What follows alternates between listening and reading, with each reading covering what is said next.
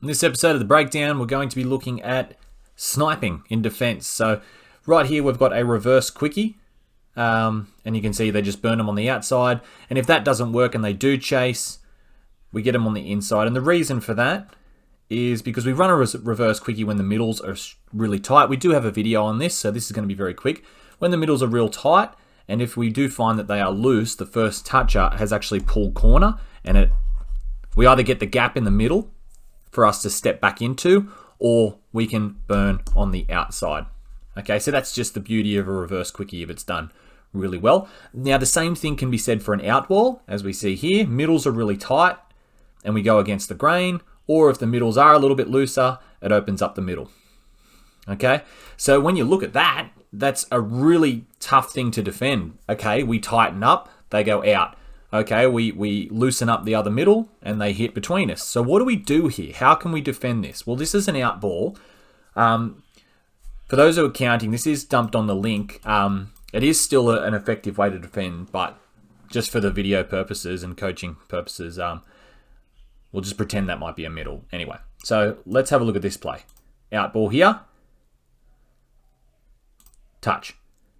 Now, it may look like, because she's off camera, that she's well offside. She's standing well offside. But the last video on this will show that you can do this relatively easy and being onside. But this one, she's just off camera, so I can't prove it to you. But it's called sniping. So there's the out ball. Now we can move now, pretty much. As soon as that ball hits the ground, the referees at rep level are allowing us to move, even though the rule book says dummy half getting possession. They use the terminology of dummy half in position. So there's the out ball, and it's the link coming in from her position. Okay, so the video that we do about pre-touch, she gets on the line, she gets back to the line and gets onside as quickly as she can. And as soon as she sees, just go back. Whoop, apologies, I've gone back too far. Now, as soon as she sees this, the wind up, no, I didn't pause it. As soon as she sees the wind up, just wasting time now. We'll get to the wind up. Here, as soon as she sees that ball go to the hip, that means there's an out ball coming. So she just starts flying in. And while she's a few meters away now, to catch this ball, you need to be watching the ball, which is this direction. So any touch that comes from this side, you're completely blind to. And you're not expecting it. So by the time you turn around, unless you can see out of the back of your head to throw that pass because someone's touching, by the time you turn around to pretty much scan the situation and make your decision, you've just been sniped. And that's where it comes from, because it's just out of nowhere. It's a sniper. Let's have a look at another one. Another out ball. Sniped. Okay, now these defenders here were quite loose. So yes, it may look like that this middle here actually has him marked fairly easy. But remember, if you're loose as a middle to cover this out ball, it means the spacing between the middles is huge. So there's the risk of stepping back in between the two middles and diving. So to counter that, there's the reaction there. And remember, this player here has to look at the ball, so he's not actually looking anywhere near where this link's coming from on the far side. And by the time he catches it and he has a look, there's the touch. Okay, and it doesn't matter, like this player here, he goes past the touch a little bit. In a perfect world, you don't do that, but there's no one going to be dummy half there. But that's a really nice sniper there. So that's another out ball. Now remember, these can be done on reverse quickies. I think that the next video is on a reverse quickie. They can also be done on a quarterback. So basically that's anything that's ripped against the grain straight away we can snipe from. Now I want you to keep a look at this player here, because he's going to be the sniper in this defensive play.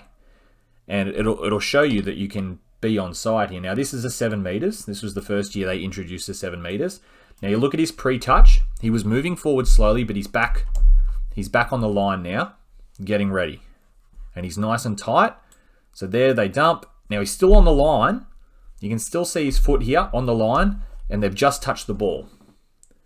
And he knows that it's a reverse quickie, and you can see how tight these middles are.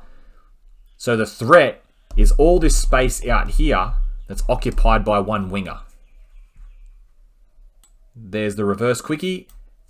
He's only just seen the defender right in front of him. Now, unless he's got a tap-on pass that can hit the chest every time, he's not going to get anything away. Especially if it's first touch where you don't want to risk anything. We'll just play this back again. Bang. I'll go in slow motion now.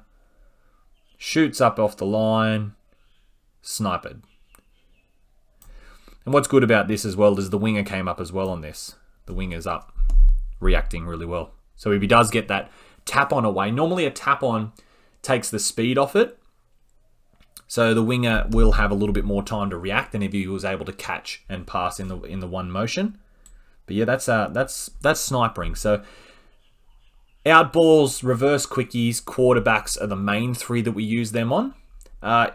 If they run a out ball, say a middle ruck, and they rip it to the link, it's the same thing, except your winger will snipe that. I'm sure there's plenty of footage out there right now, but I only have so much time in a day to get some footage of touch football for these videos. So, but yes, you can snipe as a winger to hit the link on the out. To hit the link when the link is on the out.